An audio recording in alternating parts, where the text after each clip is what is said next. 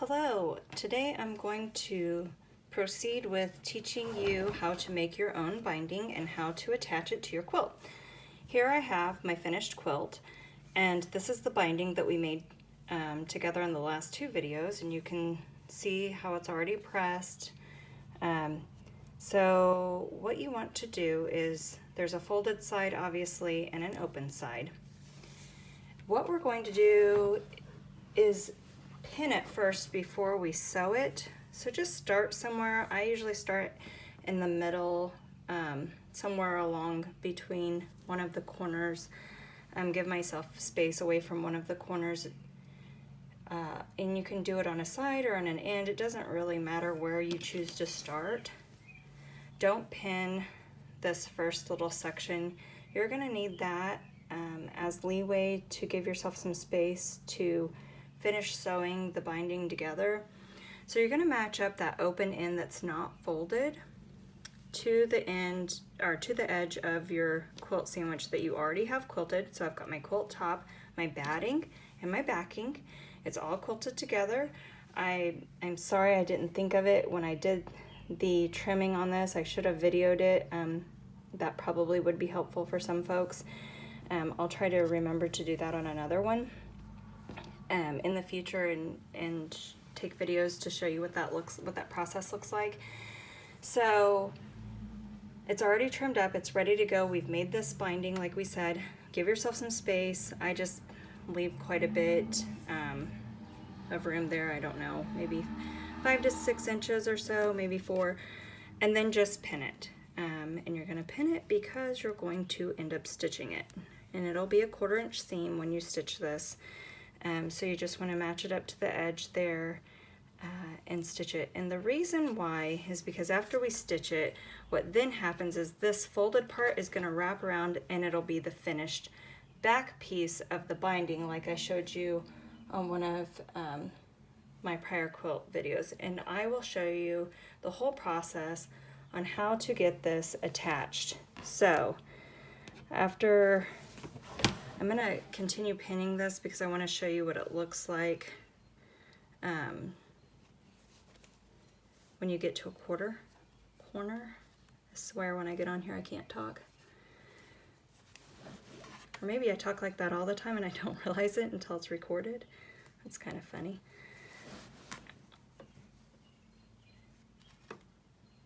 So just every so often pin it like you would, like the good seamstress that you are with your pinning. I've recently started teaching my 11 and 8-year-old how to quilt, and they have decided they hate to pin. I remember holding everything, and even this, I have quilts that I did when I first started doing this, and I would try to hold it as straight as I could, and it doesn't end up as good, I promise. Okay, we're almost to a corner.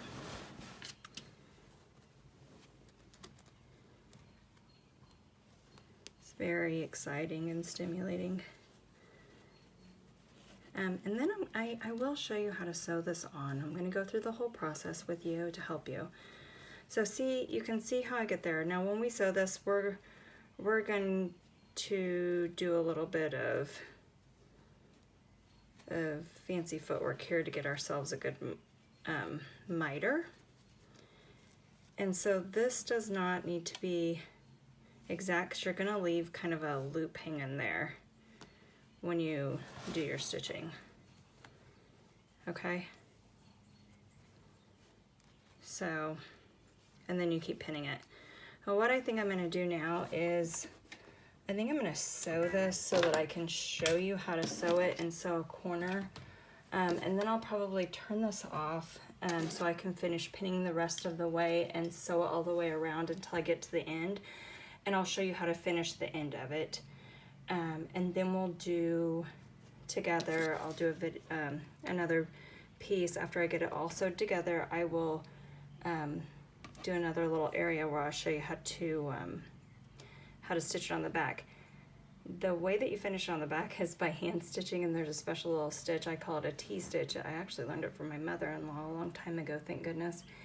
And it kind of hides it. I don't know if there's probably a more correct term for it. I don't know what it's supposed to be called, but that's what I call it, as a T-stitch. It kind of makes a T and it hides it. And it's awesome. And you can use it for all binding situations. Okay, so I'm totally set up here now with my binding and my quilt. You just line it up like you normally would. Move my needle over so that I'm actually at 1/4 of an inch. Okay, so now I do back stitch a couple of stitches, whoops, when I first start attaching the binding, so that will lock it in the stitches. I'm trying to keep my hand out of the way so that you can see what I'm doing.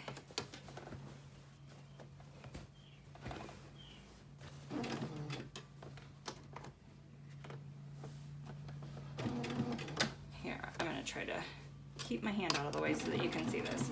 This is pretty boring. It's just straight stitching, sewing on the binding. Just remember to attach this to the top of your quilt, not the back, because you want, this is going to give us a nice finished seam on both sides. And you don't want to see, while the hand stitching looks great, while you're attaching the back with that little hidden stitch I just mentioned a little bit ago, it's not something you want on the front of your quilt. This is going to be perfect. It'll look finished like your quilt pieces. The seams will be completely hidden. I know a lot of people buy binding or bias tape to put around the edges of their quilts, and I think you'll be very pleased if you're one of those individuals that does that with this method. And you can pick out, I mean, a lot of times when we buy quilts, I always buy too much fabric, honestly. I always end up with leftovers, and it's great to be able to use the fabric that you already have that matches the quilt. So really, it just ties it all together. And it's honestly not that much work. It's a great finish to your project. I hope you can see this. It is kind of a slow go. When you're hand stitching it, I was looking last night, I have these little things that are made by Clover. They're clips is what they are, so you don't, because I just hold the back side of the binding down when I'm hand tacking it on the final step of attaching this to the back side. And I was looking last night for those clips because I haven't seen them for a while, I realized, and I didn't use them on the last quilt that I finished on the binding. I'll clip them onto the binding to hold it while I'm hand sewing it so I don't get cramps in my hands, because I tend to have a death grip on everything I do for some reason. And I couldn't find them. I'll try to look for those again. I would really like for you to see what those are. They're super handy, and you can get them online. You can get them at Joann's. I know for sure they carry them. I think that's where mine actually came from, was Joann's. Giving Joann's a lot of plugs. Okay, so this is the part that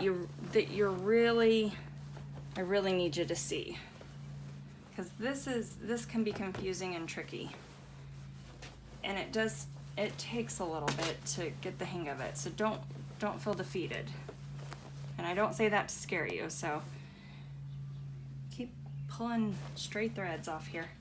Okay, so I'm at the corner. Ouch! You can see that. I'm gonna line this up, and I'm gonna sew until I'm about 1/4 of an inch away from the edge. I'm just gonna eyeball it. I'm going to back stitch, forward stitch a little bit. I'm gonna pull my foot up, pull this other pin out so I can look and see where I'm at. So I've stitched that, and this is going to be the part that's hard to see, and I am so sorry. it's going to look, actually I'm going to pull my needle up so that I can show you. You're gonna, to create this is creating that mitered corner, so you're going to fold it back at a triangle. So your binding is going to match up with the corner of the quilt. So it kind of creates a triangle. Turn it, make it even with the top layer up here then of this quilt, with the other side. So there's like a little folded triangle now up here, okay? Right here. And there's this little flap. Now I'm gonna shove this guy back under here because I wanna tack this down while I've got it held.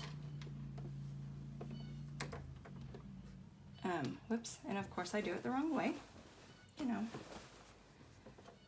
I'm actually going this direction now. Sorry. There's a lot of quilt trying to get in this picture. Okay, so take it about 1/4 of the edge, put your needle, sink your needle down in there, take a few stitches forward, and then let's go back, gosh darn, let's go back and back stitch. Take that off and forward stitch again.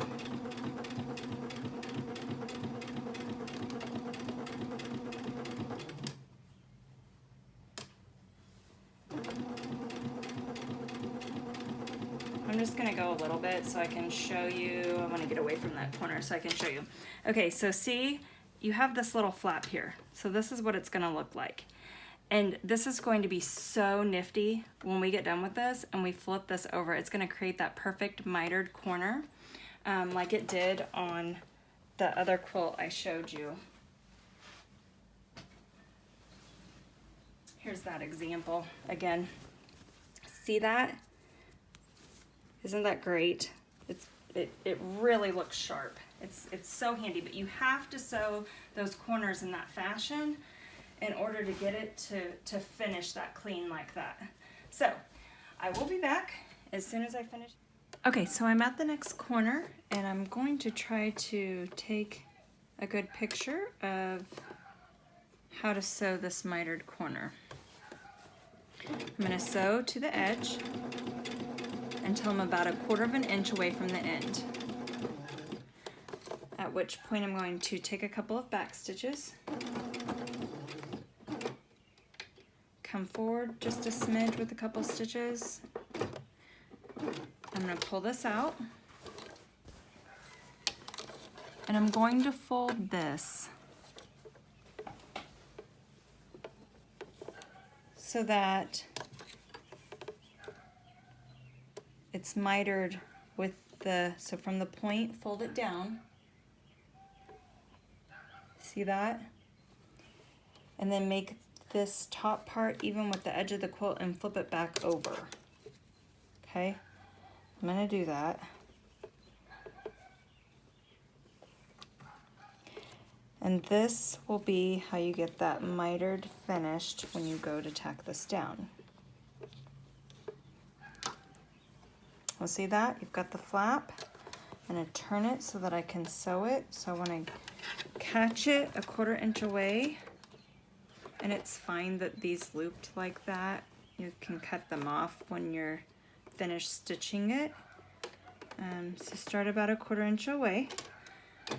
Sink your needle, take a couple stitches, back stitch a couple of stitches, come forward,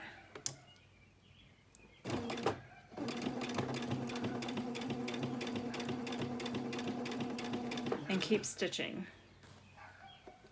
So now I am at the end. I've made it all the way around. I've sewn the binding to all 4 corners with those loopy triangle piece type things that I showed you. I'm about 6 inches from the beginning here. And so I'm going to stop so that I have enough space to maneuver these ends.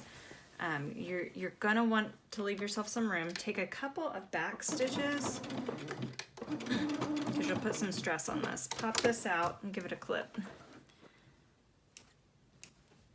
And So now comes the fun part. And this does take a little bit of maneuvering and sometimes a little bit of time. So I've got my two pieces here.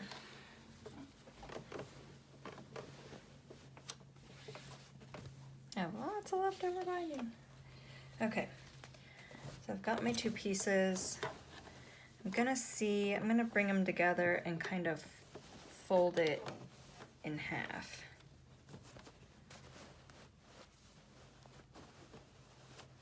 So bring each end together, and we're gonna just kind of finger press it straight across. Line it up, give it a good press, and then I'm gonna bring this other one to meet it. Can you see what I've done here? So I'm just bending them once I get them just to where they touch.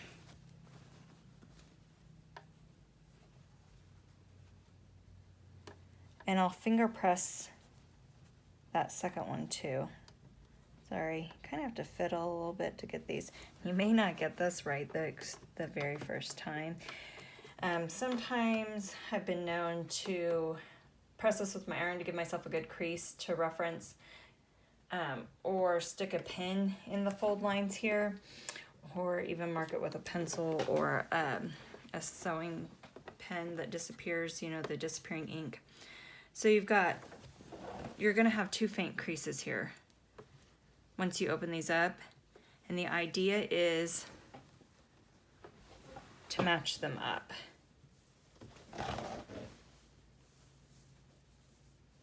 So I'm gonna give myself some more space here so I don't run off the camera. I'm trying to pay attention to what I'm doing and also make sure you can see. So find those two faint marks. Okay, I'm gonna cheat and put a pin here so I don't lose them, because I don't want to fiddle forever in front of you. Okay, so I'm going to match these two lines up just as best you can.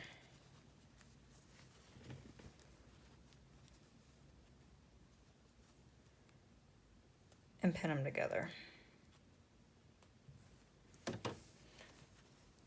And it's kind of a funny fit and angle, so give yourselves lots of pins and a lot of space.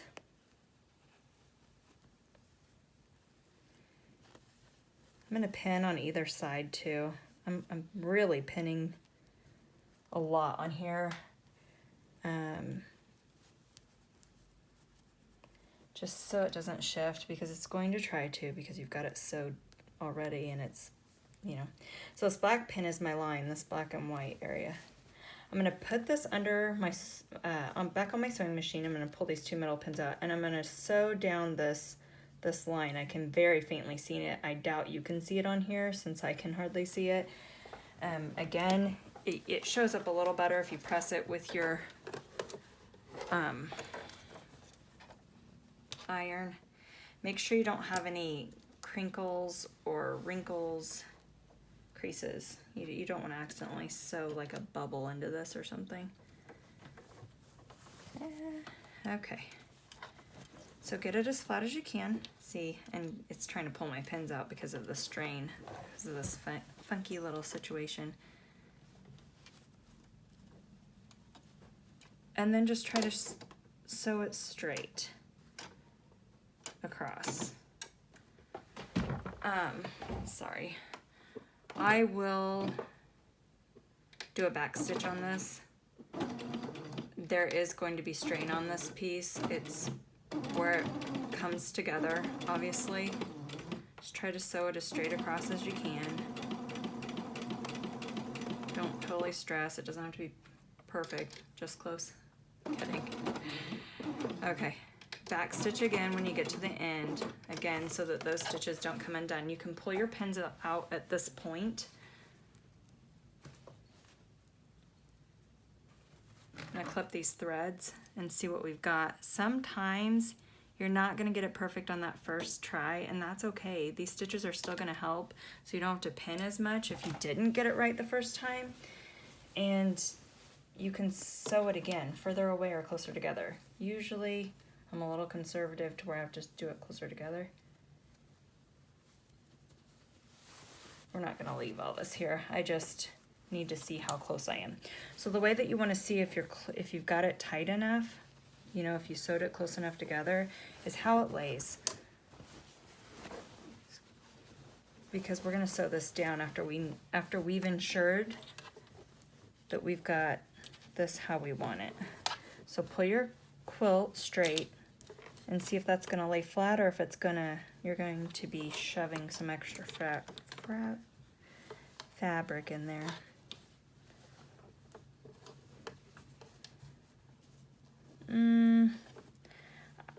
You know, we probably could. I don't like that. I'm gonna sew it again a little bit closer. I just feel like there's a little bit too much room in there. That's okay too. It's not gonna hurt anything. I'm gonna go in probably 1/4 of an inch from where I was. Again, make sure these pieces are absolutely flat.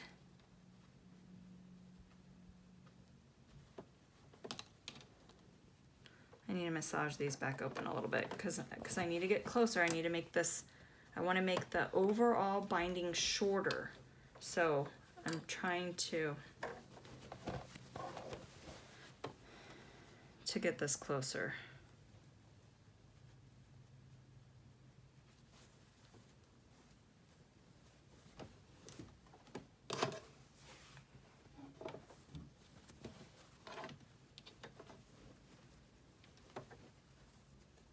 You see how I'm struggling? I kind of wish that I would have went further out and not bent it so close to where I stopped sewing on my beginning, and that I would have given myself more room on this side. That's exactly why it's acting that way, and why I'm struggling a little bit. Occasionally I do that, so that's why we want to give ourselves room. So see, nothing's lost. You get to learn from my choice there. Okay.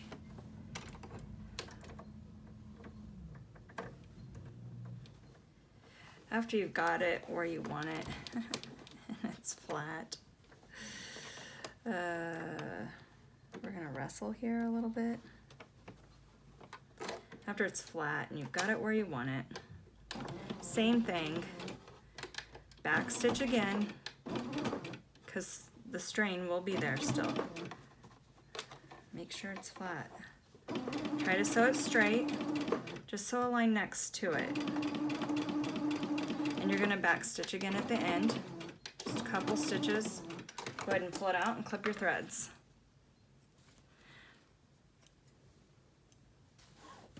Okay, let's see where we're at now. I'll fold it back again.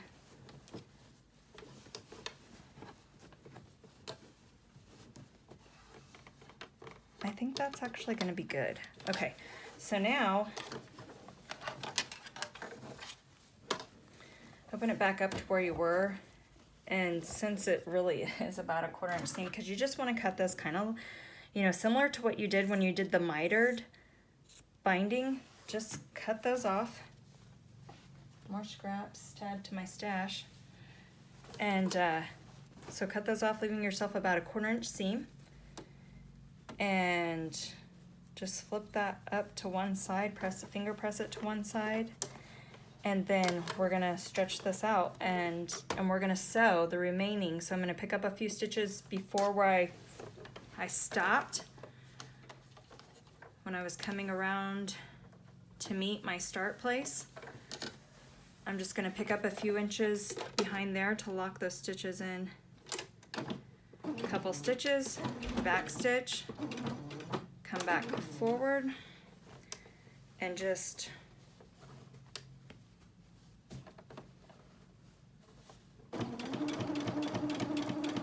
hold this down and straight, you know, your 1/4 inch seam, you're just gonna finish it off.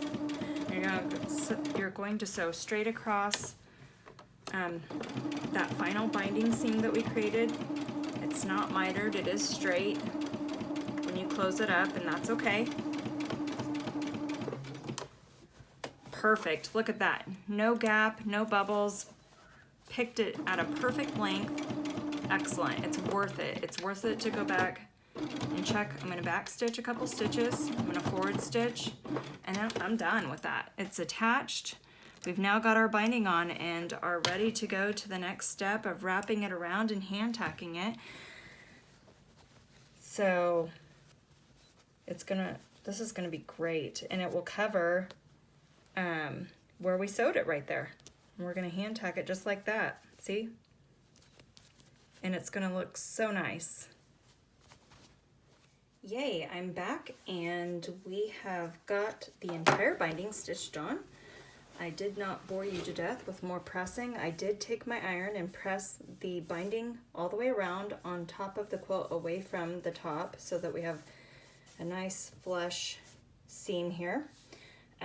And then that is really the only steps I've done. I did go and find some thread that was going to kind of match. Thanks to the coronavirus, I actually am doing a good job of staying home. I haven't left and went anywhere in a very, very long time. So I have what I have, and that's what I'm using. A lot of times I'll try to buy thread that matches the quilt fabric that I'm going to be using for the binding and or backing to kind of help it blend in. I could use white. You're really not going to see very much of this thread. I do have a darker blue than this, but I think it's going to be okay because if you take the strand and hold it against it, it's really not too bold to where it sticks out too much. I was going to thread this needle without showing you what to do, but I thought maybe this might actually be helpful for somebody too, because I didn't always know this and I had to have someone teach me how to do this, so I'm going to teach you.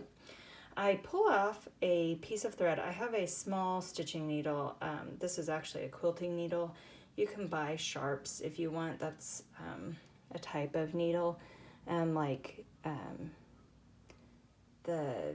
is it St. James, I think, or something like that. I have some of those. I have a bunch of different ones. You don't need anything fancy. I do hand quilting too, so I have a lot of stuff like that, but I like the small quilting needles for this because they're easy to maneuver, and when you're taking the stitches, it's easier to take small stitches with a shorter needle.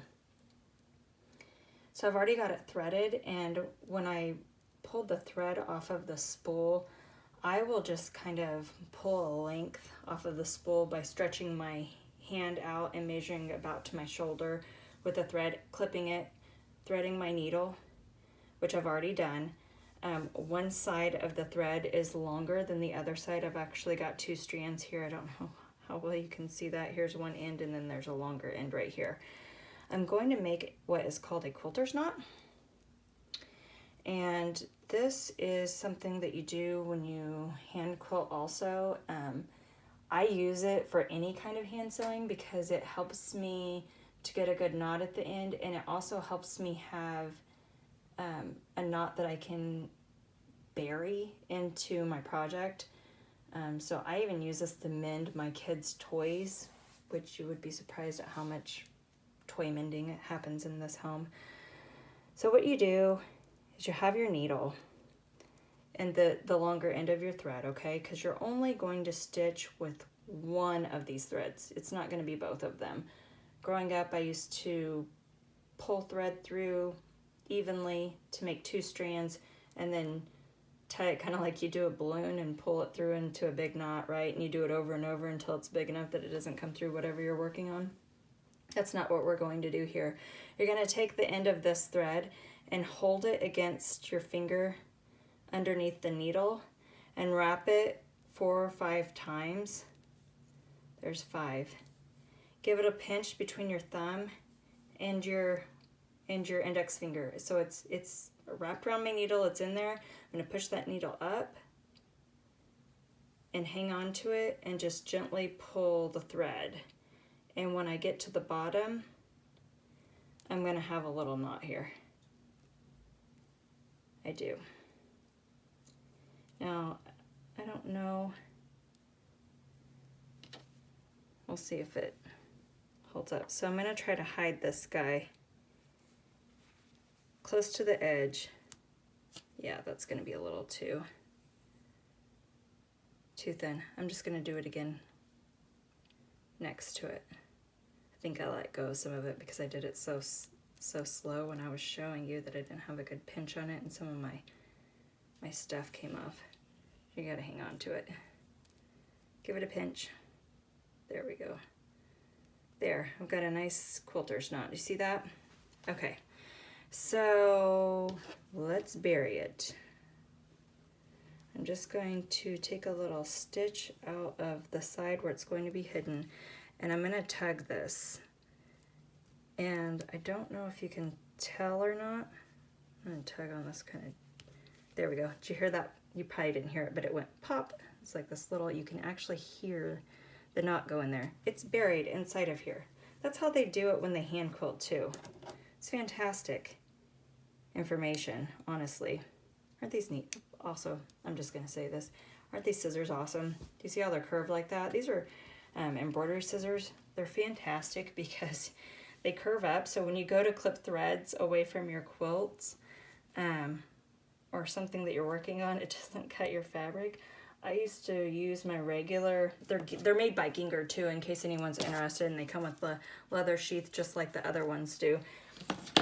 Sorry, I'm sidetracking, but this, I love my tools, but I used to use these all the time. I've actually cut at least the center of 2 quilt backs at minimum after I had them finished, just clipping threads with my old ones. And I finally got a pair of these. I think my husband gave them to me as a gift, which was phenomenal because that is devastating when you've worked that hard on a quilt and then you cut a hole in the back of the fabric. Oh, and don't even ask. I don't even know how I was that coordinated to do that. I'm gonna run this through this top little piece.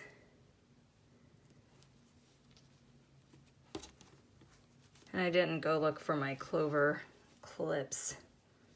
If you Google them, I think you can. I think they're red and white or red and clear, and they're like probably this wide by this long, and they're like little clamps that, like little binder clips for fabric. They're kind of awesome. So take a tiny little, you're just holding this to where there's nothing between here, okay? You've wrapped the binding around, we're on the back side, it's flat, the edge of the quilt is flush with the binding, you've got it held down, and just take a tiny little nip out of the backing and the edge of the binding. I mean, it's tiny. We're talking a thread or two, okay? And get close to that hole where you came up and pull it through. See? Super little, and then go back through that hole you came out of. Run your needle along, not very long, not very far. See what I mean about the short needle? Run it, I'm inside the binding when I ran it through like that. Pull your thread. You're gonna pull it secure so that it's tacked that down. Not great. It's so awesome. I love this. And we're just gonna do the same thing again. Teeny tiny bites, stitches. Just grab a thread or two of the bottom of the quilt, this backing, and then back into the binding. Go enter back into the hole pretty much where you came out of, or as close to it as you can. Make sure your needle's inside it and not poked through, running behind the binding back under here. Okay, I'm inside of it. We're pulling that thread through and it's hiding it along in this binding. There's 2 stitches done. Isn't that awesome?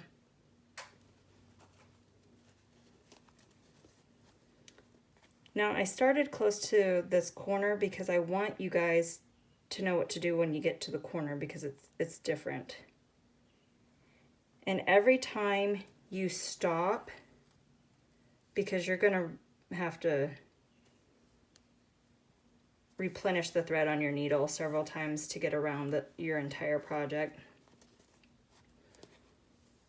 Just wrap a quilter's knot, leave yourself enough thread to where you can do that again, just how we started, and take it and bury it underneath the binding. So do a stitch to, you know, finish it off close.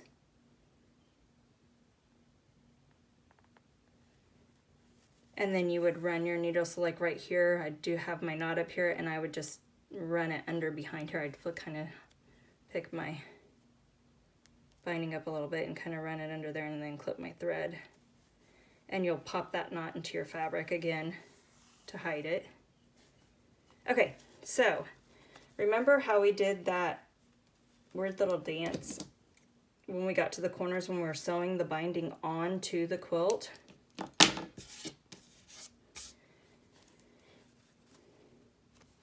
And this is why.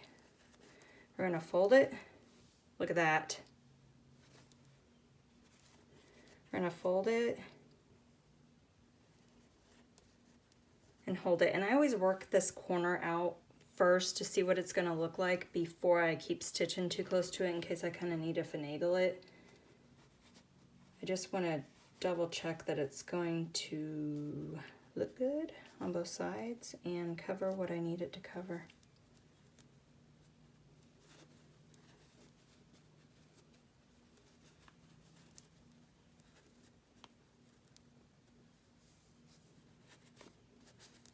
Yeah, that's gonna be good. See that? It's great. It's gonna be great. So we're good. So we're just gonna keep stitching along.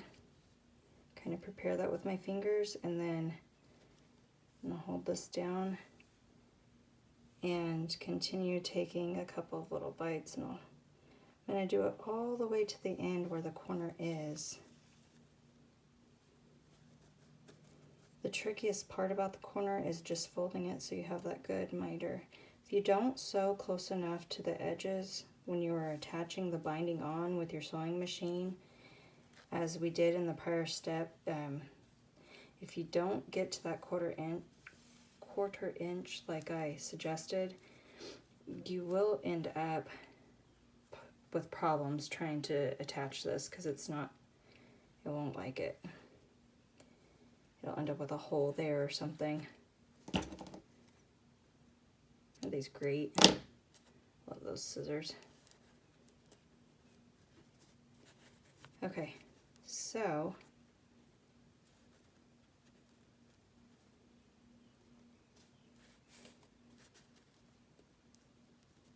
just want to double check it again. Make sure it's going to look the way that I'm wanting it to. And that we're covering stitches. So it's hidden under there. I'm going to grab my corner.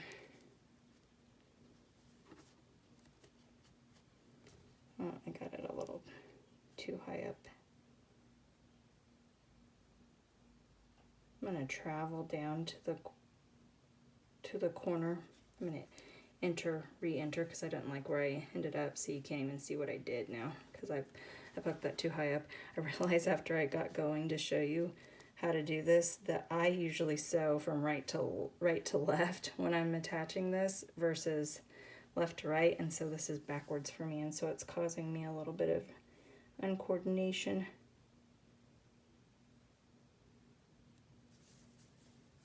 And this is going to take a while. On a big quilt, I can sit and spend about 4 hours before I've got this all attached. I mean, it is going to take you a little bit of time. So I just attached that corner.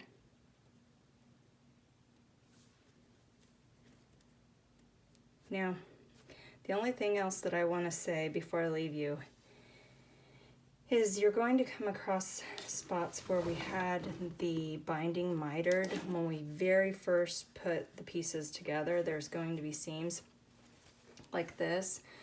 And usually I will try to put stitches like on either side of it just to kind of hold it down a little better, to give it a little extra reinforcement.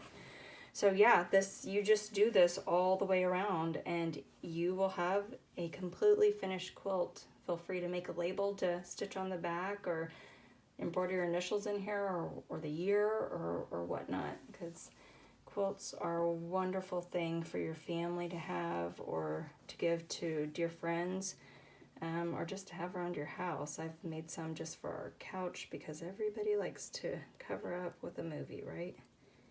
So yeah, that's all we have to do. So good luck.